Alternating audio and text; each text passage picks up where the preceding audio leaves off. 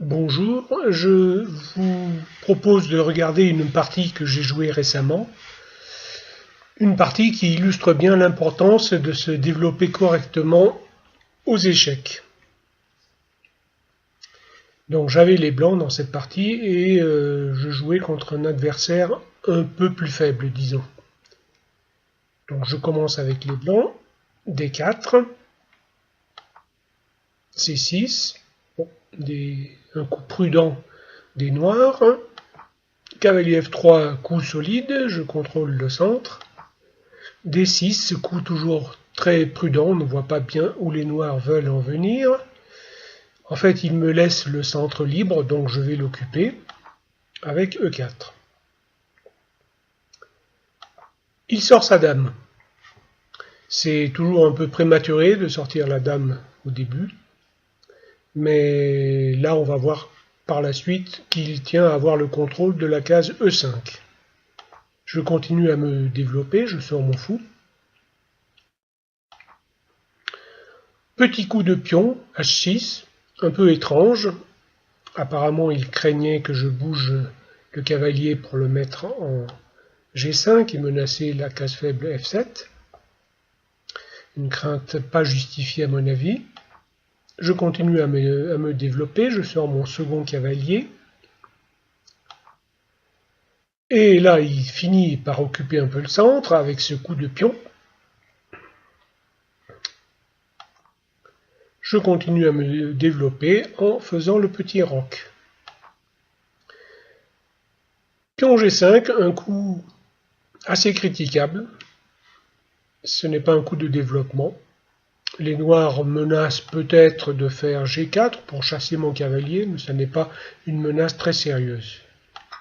J'échange le pion en E5. Il reprend bien sûr. Et je développe mon second fou qui n'était pas sorti. Et la menace évidente, c'est de prendre en E5 et ensuite de mettre le fou en enfilade et de gagner du matériel si la dame a repris en E5. Il sort son cavalier, croyant parer la menace, puisqu'il n'y a plus d'enfilade dame-tour. Et là, ça va être une surprise pour lui. Je prends néanmoins en E5. Il reprend avec la dame. Le fou attaque la dame. La dame vient en E7, il n'y a pas tellement le choix. Si elle vient en D6, on a une belle fourchette en E5. Et la dame doit toujours protéger son cavalier. Là, évidemment, le centre, la colonne centrale va être ouverte pour une attaque, donc j'avance le pion E5. Là, son cavalier est menacé. Il ne peut pas le mettre n'importe où. S'il le met en D7, par exemple, on a une double menace avec E6. Le cavalier est menacé et la tour également. Donc il réagit en fait par une contre-menace qui est dame B4. Alors là, je décide de sacrifier mon fou. Bon, ça n'était pas forcément nécessaire. On pouvait aussi bien prendre en E6. S'il prend mon fou, je poursuis l'attaque.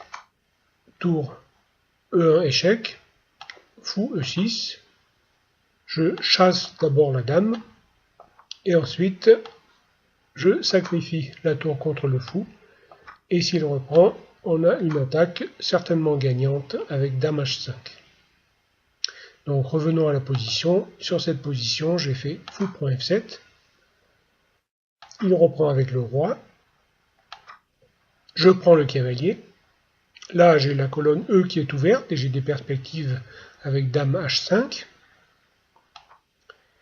Il sort son fou, l'idée étant de protéger la case G6, on va le voir par la suite. Je mets la tour en E1 pour fermer l'accès du roi à cette colonne E, qui est très importante. Il se développe avec bien du retard, il sort son cavalier, c'est un peu tard pour lui. J'attaque dame H5 échec. Il part avec le fou. Il aurait pu vraisemblablement aller en G8. Ça tenait un peu plus longtemps. Donc il part avec le fou. je retiens ma dame menacée, et là j'attaque le cavalier ici, et je menace d'entrer en E6. Il prend le pion avec son cavalier, ça n'est pas la bonne réponse, le meilleur coup était sans doute dame D6 pour protéger la case E6 et empêcher l'accès de la dame. Donc si on revient à la position, il a pris le pion avec son cavalier, la dame fait échec en E6, et là c'est quasiment terminé pour lui, une seule case de fuite, dame prend cavalier, roi G8, et là les noirs ont abandonné. Effectivement c'est fini pour eux. Après dame prend G6, fou G7, dame prend G7, échec et mat. Voilà, donc là on a vu dans cette partie l'importance du développement. Si on regarde la position après le 6e coup, on se rend compte que les blancs ont 4 pièces de sortie, les noirs n'ont quasiment rien. Ils sont très en retard de développement. Et ça a été fatal pour eux. Merci de votre attention et à bientôt.